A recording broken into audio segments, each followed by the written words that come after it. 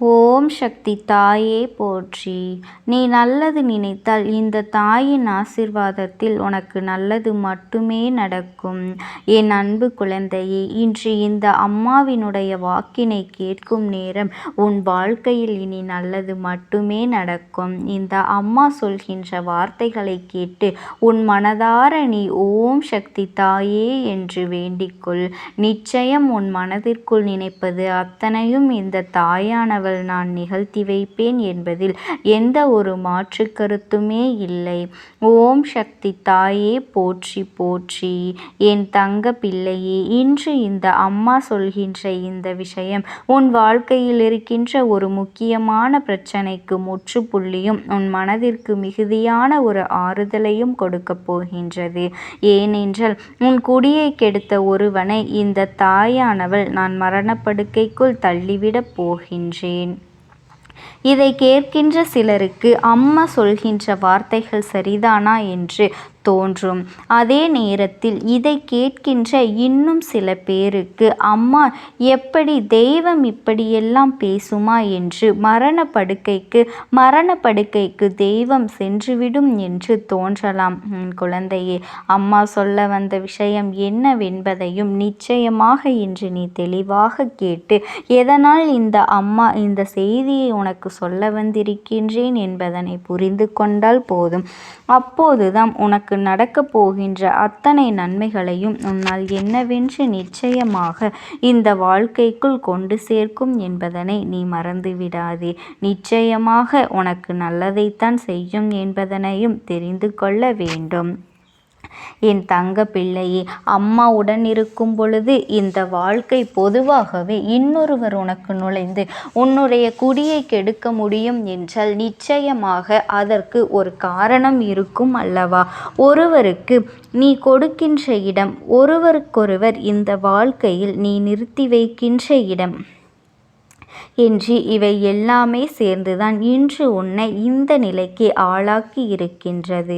என் தங்க குழந்தையை, அம்மா சொல்லும் பொழுது உனக்கு வேடிக்கையாக இருக்கலாம்.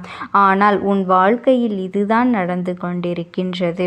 உனக்கு ஏற்பட்டிருக்கின்ற பிரச்சனைகளுக்கு நீயும் ஒரு காரணம் என்பதனை நீ மறந்து விடாதே. உனக்கு ஏற்பட்டிருக்கின்ற துன்பங்களுக்கு நீயும் ஒரு முக்கியமான காரணம் என்பதனை நீ மறந்து விடாதே. நடந்ததெல்லாம் நடந்து முடிந்ததாகவே இருக்கட்டும். இனி உனக்கு நடக்கக்கூடிய விஷயங்களை எல்லாம் இந்த தாயானவள் நான் தெளிவாக எடுத்து சொல்கின்றேன். உன் வாழ்க்கை யாரால் இந்த நிலையை கண்டது? யார் உன் வாழ்க்கையிலிருந்து உனக்கு இத்தனை பெரிய பிரச்சனைகளை கொடுத்தார்கள் என்பதனையும் அம்மா உனக்கு நான் இன்று தெளிவாக சொல்லிவிடுகின்றேன். மரண படுக்கைக்கு தள்ள வேண்டிய நிலைக்கு என்ன காரணம் என்பதனையும் நீ புரிந்து கொள்ள வேண்டும் அல்லவா? என் பிள்ளையே, அம்மா நான் ஒவ்வொரு முறையும் உன் முன்னால் வந்து நிற்கும் பொழுது இந்த வாழ்க்கை உனக்கு கொடுக்கின்ற அத்தனை விஷயங்களையும் உன்னை நிச்சயமாக நல்ல நிலைக்கு அழைத்து வர வேண்டும் என்பதற்காகத்தான். நீ பட்ட அவமானங்களும் நீ பட்ட தோல்விகளும் இனிமேல் தம் வாழ்க்கையில் இல்லை என்கின்ற ஒரு நிலையை நான் உனக்கு நிச்சயமாக உருவாக்கி கொடுக்கின்றேன் அல்லவா? யார் வேண்டுமானாலும் என்ன வேண்டுமானாலும் செய்துவிட்டு போவார்கள். அம்மா நான் அதை வேடிக்கை பார்த்து கொண்டிருப்பேனா? அம்மா அதை நான் வேடிக்கை பார்த்து கொண்டு உன் வாழ்க்கையில் நடக்கின்ற நன்மைகளை உண்மை என்று நான் நம்பிவிடுவேனா? என் பிள்ளையே, என்ன நடக்கின்றது, ஏது நடக்கின்றது என்பதையெல்லாம் நீ சரியாக தெரிந்து கொள்ள வேண்டிய காலகட்டம் இனியும் யாருக்கும் உன்னை ஏமாற்ற முடியாது. யாரும் உன்னை ஏமாற்ற முடியாது. உன் அம்மா என்னையும் ஏமாற்ற முடியாது. இத்தனை நாளும் இந்த வாழ்க்கை நமக்கு கொடுத்த விஷயங்கள் என்னவென்பதை என் குழந்தை நீ சரியாக புரிந்து கொள்ள வேண்டும். புரிந்து கொள்ள தயாராகிவிட்டால் அம்மா உன் வாழ்க்கையில் இருக்கும் வரை யாராலும் உன்னை அவ்வளவு சுலபமாக பார்த்துவிட முடியாது. யாராலும் உன்னை அவ்வளவு எளிதாக விட்டுவிட முடியாது என்பதனை என் குழந்தை நீ புரிந்து கொண்டால் போதும். அம்மா உன் வாழ்க்கையில் சில காலமாக பல நல்ல விஷயங்களை அரங்கேற்ற உன்னை தேடி வந்து கொண்டிருக்கின்ற இந்த நேரத்தில்தான் இவர்களின் ஆட்டம் உன் வாழ்க்கையில் எந்த அளவிற்கு இருந்தது என்பதையும் நான் புரிந்து கொண்டேன். என் தங்க குழந்தையே, இது தெரியாமலேயே உன்னை பற்றி மற்றவர்களிடத்தில் தவறாக சொல்வதோடு மட்டுமல்லாமல் உன் துணையிடம் உன்னை பற்றி தவறான விஷயங்களை பேசுகின்றார்கள். உன் துணையிடம் உன்னை பற்றி இவர்கள் தேவையில்லாத விஷயங்களை எல்லாம் பேசி உன் வாழ்க்கையை அடியோடு முட்டியடிக்க வைத்து விடுகின்றார்கள். என் குழந்தையே, இந்த வாழ்க்கை இப்படியே போய்கொண்டிருந்தால் உனக்கு பல நன்மைகள் நடக்கும் என்று நீ யோசித்த நேரத்தில் உனக்கு எந்த நல்லதும் நடக்கக்கூடாது என்பதற்காகத்தான் உன் குடியை கெடுக்கும் அல்லவா, அதை கெடுத்து கொண்டிருக்கின்றார்கள். உன் வாழ்க்கையில் உன்னை தேடி வருகின்ற எல்லா பிரச்சனைகளுக்கும் இவர்களுக்கும் ஒரு காரணம் என்பதனையும் நீ மறந்துவிடாதே. அம்மா சொன்னது போல இவர்கள் மரணப்படுக்கைக்கு நல்லதுதான். அதை நான் என்ன செய்ய வேண்டும், ஏன் செய்ய வேண்டும், அதற்காகத்தான் இந்த அம்மா நான் சொல்கின்றேன் என்று புரியவில்லையா என் குழந்தையே? அடுத்தவர்களுக்கு கெடுதல் செய்ய நினைத்தவன் எப்போதும் அடுத்தவர்களை பற்றியே சிந்தித்து கொண்டிருப்பான். இன்னொருவர் வாழ்க்கையில் என்ன நடக்கின்றது என்பதையும் எப்பொழுதும் உற்று நோக்கி பார்த்து கொண்டிருப்பார்கள். இது போன்ற எண்ணங்களோடு சுற்றித் திரிகின்ற மனிதர்கள் எல்லாமே மனநோய்க்கு உட்பட்டவர்களாக, மனநோயை தூக்கி சுமந்து கொண்டிருப்பவர்கள். தன்னுடைய மனதில் எப்பொழுதும் எந்த நல்ல எண்ணங்களும் இல்லாமல், எப்பொழுதும் எந்த நல்ல சிந்தனைகளும் இல்லாமல், யார் யார் வாழ்க்கையை எப்படி அழிக்க வேண்டும், யார் எந்த நிலைக்கு கொண்டு செல்ல வேண்டும் என்பது மட்டும்தான் இவர்களின் முழுநேர எண்ணமாக இருந்து கொண்டிருக்கும். அவர்களின் வாழ்க்கையில் ஒரு நல்லது நடந்தால் கூட அதை அவர்களால் அனுபவிக்க முடியாது. அவர்கள் வாழ்க்கையில் ஒரு நல்ல விஷயம் நடந்துவிட்டால் கூட ஒரு பொழுதுமே ஏற்றுக்கொள்ள முடியாது.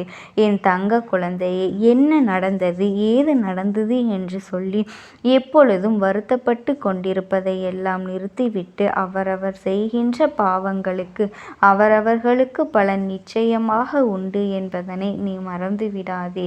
உன்னோடு இருந்து இந்த வாழ்க்கையில் நான் என்னவெல்லாம் உனக்கு சரியாக செய்து கொடுக்க நினைக்கின்றேனோ அதையெல்லாம் உனக்கு கிடைக்க விடாமல் இவர்கள் தடுத்து நிறுத்துகின்றார்கள்.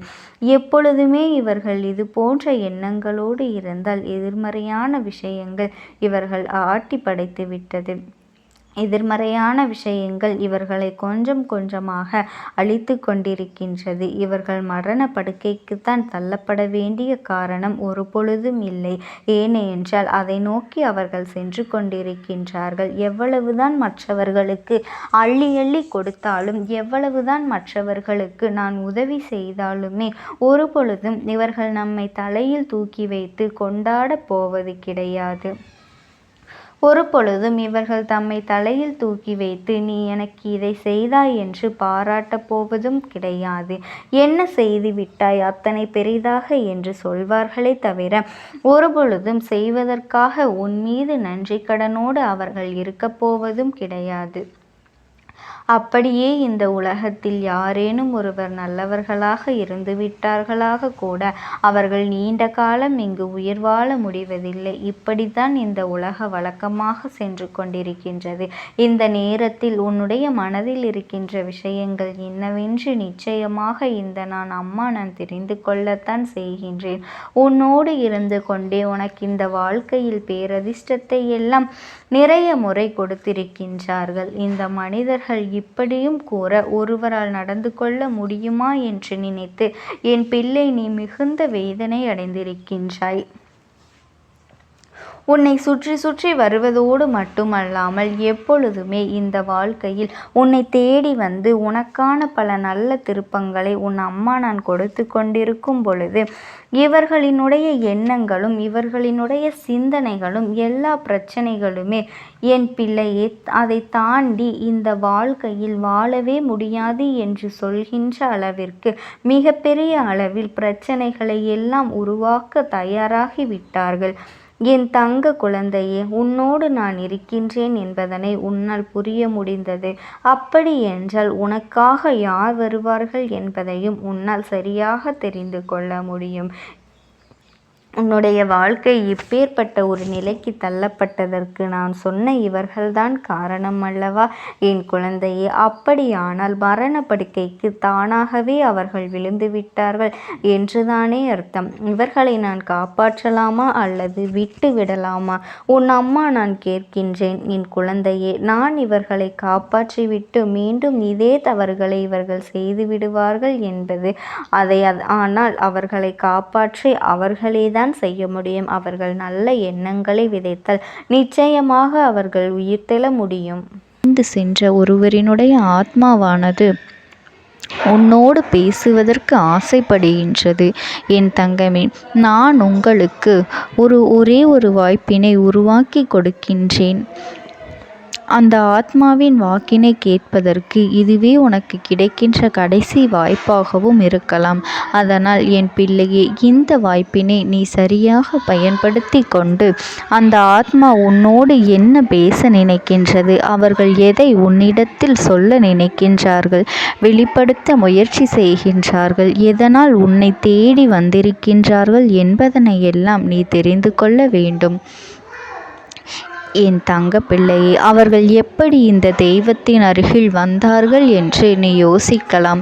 என் தங்கமே, உன்னுடைய இல்லத்தில் சமீபத்தில் இறந்து போன ஒருவரினுடைய ஆத்மாவானது சில நாட்களாகவே உன் இல்லத்தை சுற்றி சுற்றி வருகின்றது.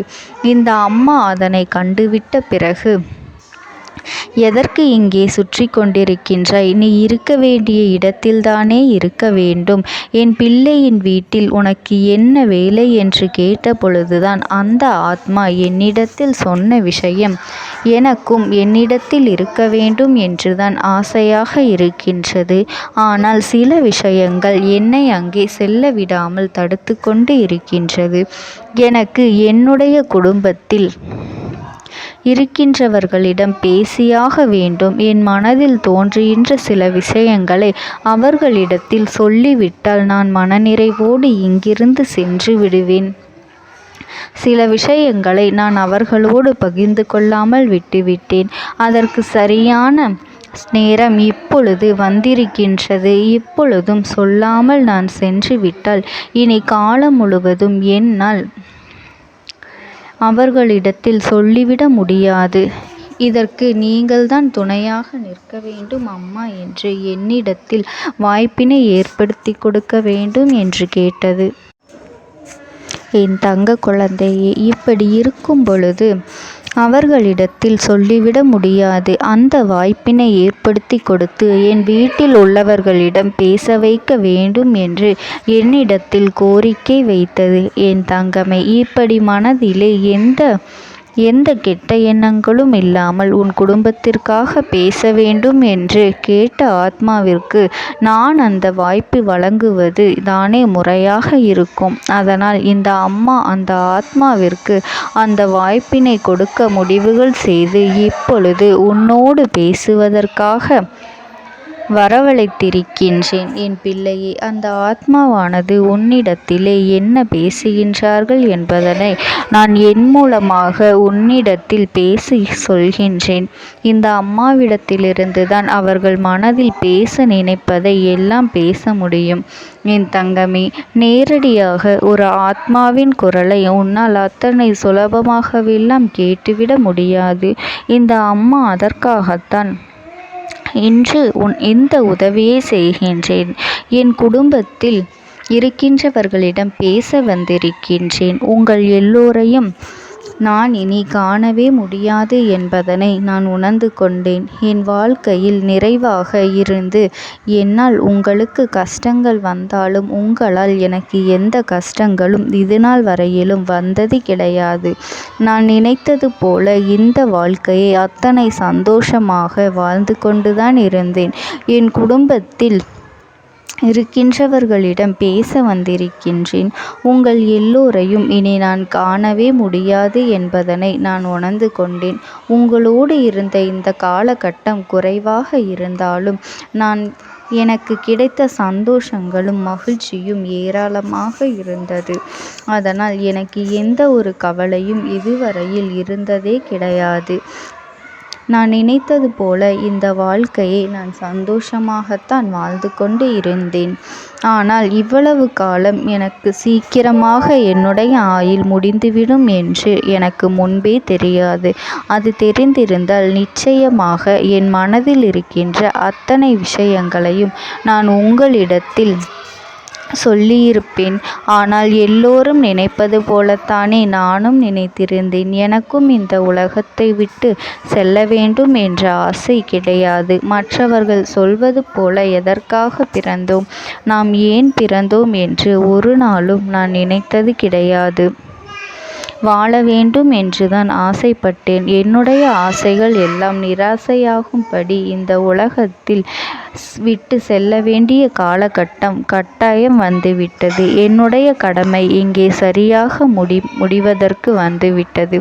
இன்று நான் உங்களோடு பேச வந்ததற்கு முக்கியமான காரணம், சில விஷயங்களை எல்லாம் உங்களோடு சொல்லாமல் விட்டுவிட்டேன். எப்படி நடக்கும் என்று தெரியாமல் நான் சில விஷயங்களை செய்தும் முடித்துவிட்டேன். அதற்காக உங்களிடத்தில் நான் மன்னிப்பு கேட்டுக்கொள்கின்றேன். இதை உங்களிடத்தில் பகிர்ந்து கொள்ள வேண்டும் என்றுதான் இன்று நான் வந்திருக்கின்றேன். உங்களை நான் மனதார வணங்குகின்றேன். இந்த வாய்ப்பினை நான் சரியாக பயன்படுத்தி கொள்ள விரும்புகின்றேன். அதனால்தான் என் மனதில் இருக்கின்ற விஷயங்கள் எல்லாம் நான் சொல்லிவிடுகின்றேன். சிறிது நேரம் அமைதியாக அமர்ந்து என்னுடைய வார்த்தைகளை கேட்டாலே போதும்.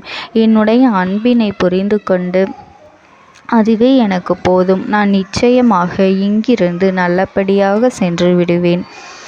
இன்று உங்களோடு பேச வந்ததற்கு ஒரு முக்கியமான காரணம், நான் சில விஷயங்களை சொல்லாமல் விட்டுவிட்டேன். இப்படி நடக்கும் என்று எனக்கு ஒரு நாளும் தெரியாமல் சில விஷயங்களை செய்துவிட்டேன். அதை உங்களிடத்தில் பகிர்ந்து கொள்ளத்தான் வந்திருக்கின்றேன். என் மனதில் நினைக்கின்ற விஷயம் என்ன தெரியுமா? நான் உங்களை நன்றாக பார்த்து கொள்ள வேண்டும்.